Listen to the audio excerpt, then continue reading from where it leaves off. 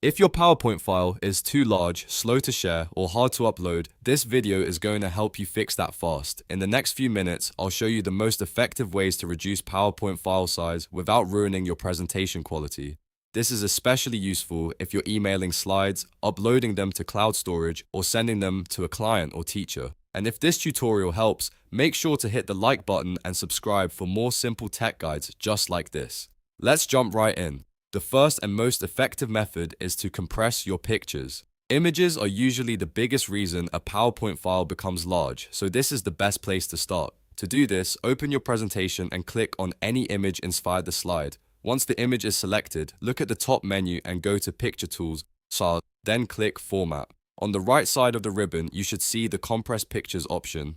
Click that and PowerPoint will open a small settings window. Here, you want to choose a lower resolution. A great option for most people is email, which is usually around 150 ppi.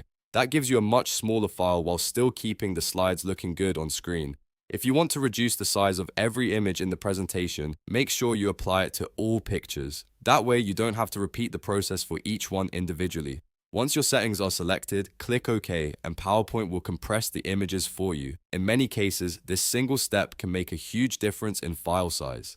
Now let's move on to the second method, which is compressing videos. If your presentation contains embedded video clips, those files can make your PowerPoint extremely large very quickly.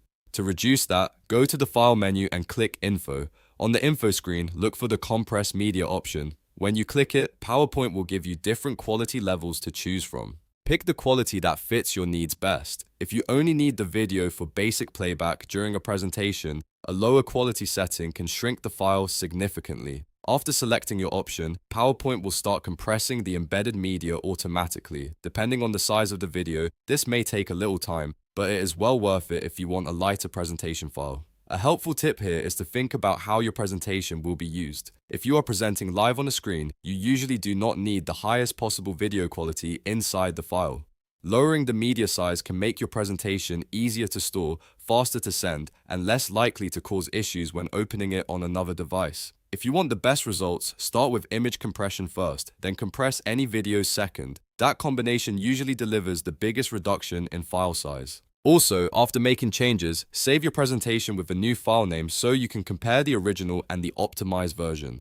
That way, you always have a backup if you want to restore the original quality later. So to quickly recap, if you want to reduce PowerPoint file size, first compress your pictures through Picture Tools and choose a lower resolution like email or 150 ppi, then go to File, Info and use Compress Media for any embedded videos. These two steps can dramatically shrink your file and make it much easier to share. If this walkthrough saved you time, don't forget to like the video, subscribe to the channel and turn on notifications for more easy software tutorials. Thanks for watching and I'll see you in the next one.